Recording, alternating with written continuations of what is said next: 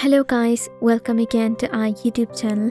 Today's story is a submission by a husband who was being cheated on by his wife and decided to discover what was this other person in her life. Only then he would be able to move on with his life.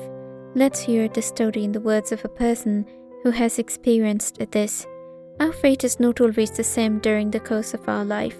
This word in it has some uncertain situations for us to face and endure, yet we are not prepared for these. Either these conditions are meant to give us a lesson and make us more stronger for the life ahead, or take us down into the abyss of misery. But some people also tend to learn nothing from these tricky situations. You might have to face loneliness, a broken heart, cheating, or feeling betrayal. We can survive this surely and start our life again if we do not lose the courage and determination to move forward.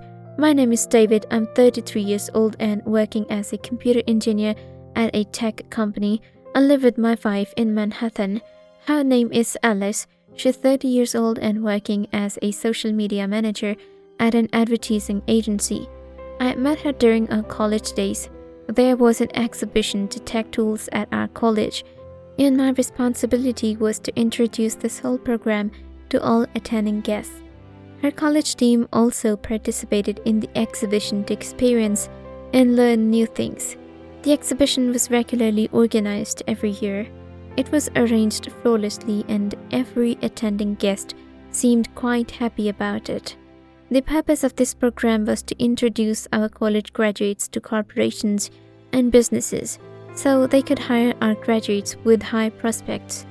Everyone was busy showcasing their skills and achievements. As I was busy introducing every product and service put on display there, a bunch of female college students came to ask for an application being developed by our student tech team. This application was also supervised by me and my friend Daniel. I quickly gave him some insights about our application and its usage. They were impressed by our work. After standing with me for 10 minutes, all of them went to the other side of the exhibition to look at some other products. I noticed that one of the girls with blonde hair was looking at me only. She seemed to have no interest in all of this exhibition stuff, but I did not pay much attention as I was busy with my work. In the evening, I got home after concluding the exhibition. Our program ended successfully because 10 of our senior graduates were hired by different corporations. I also received appreciation from my teachers and organizers, as I was the one who had to introduce everything to everyone, and I put it all very well.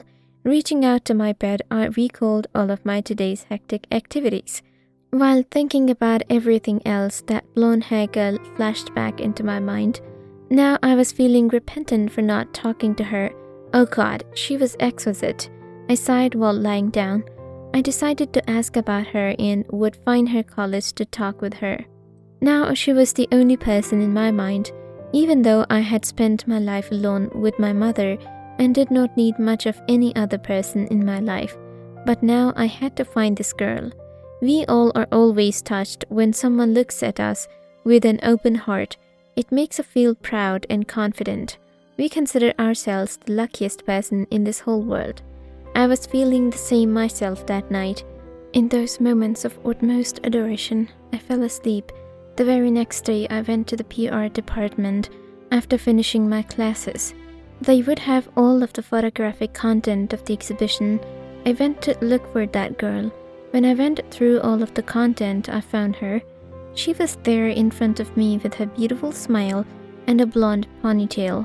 She had a badge with her name wearing on her jersey. I whispered her name, Emma. Fortunately, I had known a boy in my neighborhood who was staying at her college. I had to meet him and ask for her. I secretly took out that picture with me. In the evening, I went to his house and asked for Emma. Yes, I have seen her many times, as she is one of the brightest students in our college. I've never talked to her, but I can take you with me. You can talk to her, he told me. Okay, fine, I'll go with you and meet her by myself, I replied. Next few days, I couldn't find the time to visit her, yet I was confused about how I would talk to her or what would be her reaction, but I hoped to see the best for myself. At one last day, I called my neighbor and told him that I'll go with him tomorrow. Okay, come to my home at 7 a.m. and we'll go in my car together, he replied. That same night, I was not able to sleep as well. My emotions were uncontrollable. I was elated by the idea of meeting her. At 7 a.m. the next morning, I went to his home and we drove to the college together. He requested me to wait in the canteen and he would come back after attending his first lecture. After 45 minutes, he came back and sat next to me. He told me that Emma is also standing outside the canteen and will enter here at any moment. I became confused yet waited eagerly for her to appear. And after 10 minutes, I saw Emma enter the canteen and sat at a table with her friends. Her ponytail was jumping here and there. Same was my heart.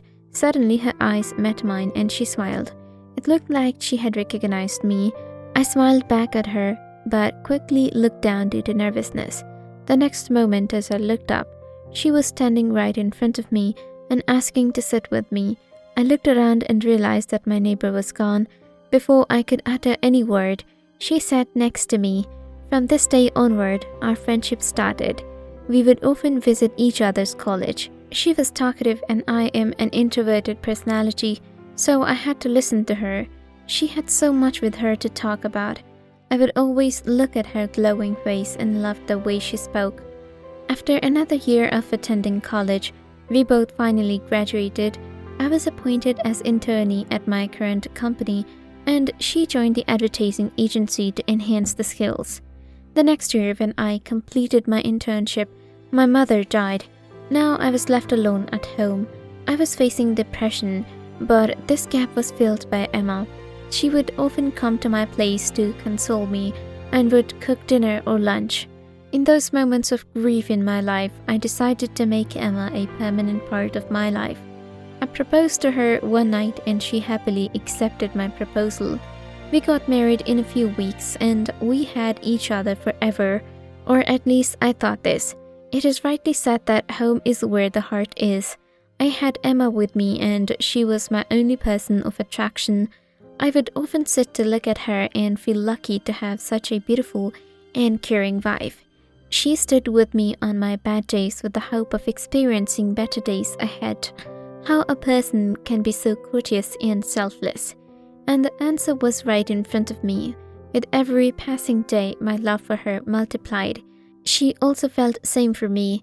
One day she told me that she had been offered a job as social media manager at a multinational advertising agency.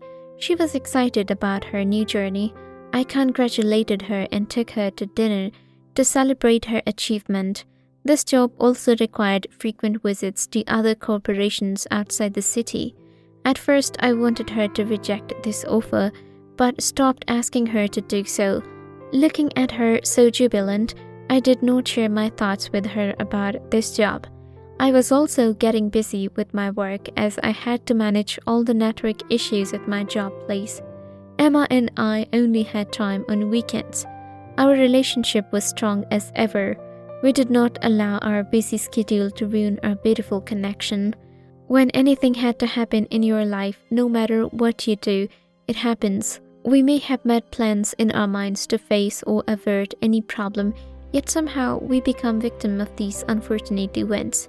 I also had plans in my mind about anything that would affect our relationship. I would stand unshaken and face everything together with Emma, but for some matters, we don't have any control. This is the philosophy of our life. One day, Emma wanted to invite her colleagues over for lunch, and I agreed to the same. She invited 3 of her colleagues named Anna, Michelle, and Michael to our home on Sunday for lunch. She was excited to have them at our home. She had delicious lunch that day. While we sat in the lounge for tea after lunch, I was surprised to see Michael receive the teapot from Emma just at the kitchen door. At first, I was impressed to see his gratitude, but the way they both smiled at each other put doubts in my mind. However, the day ended with good vibes for everyone else, but I was feeling these sullen emotions inside of me. Although it might seem nothing to you to worry about, I did not want any fears to become true. The memory of that encounter between my wife and Michael filled my inside with bitterness. Emma was asleep beside me and I couldn't feel anything for her. I decided to end this misery of mine and had to find out about their relationship if there's any. I had to unearth the reality one way or another. The first idea that came to my mind was to check her mobile phone. If they had any connection, I would quickly have found out. But I also had unknown fears in my heart. Emma also noticed some changes in my behavior and asked about it. "No, there's nothing to worry about. I am fine. It's just the pressure of work," I said.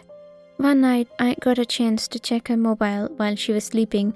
The screen of her history popped up as she had searched some place on the internet and fell asleep. It was some resort on the outskirts of Manhattan. I was shocked about why she was searching for this resort. I then instantly opened her search history and sat there, stunned by looking at it.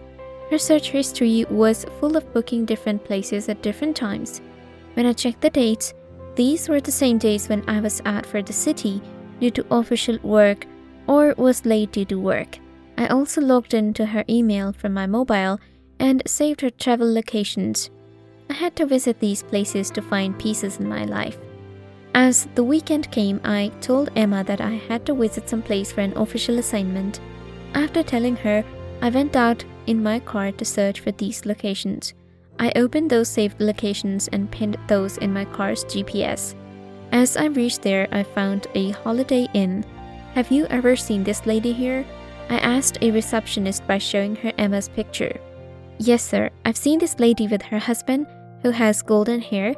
They often visit our hotel and stay for some hours," she replied. When they last visited here, I asked. "On Monday," she answered immediately. Then I went to another location and this was also a resort. I also got the very same answers from the hotel manager that they often visit their hotel. Their last visit was on Friday.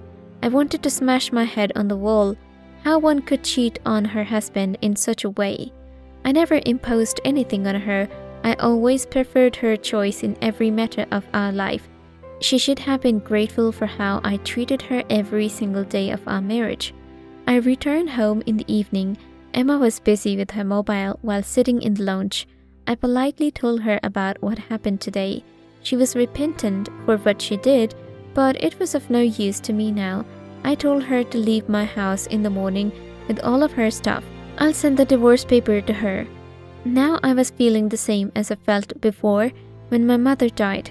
Pain and agony again became part of my life, but I managed to collect myself in the coming days.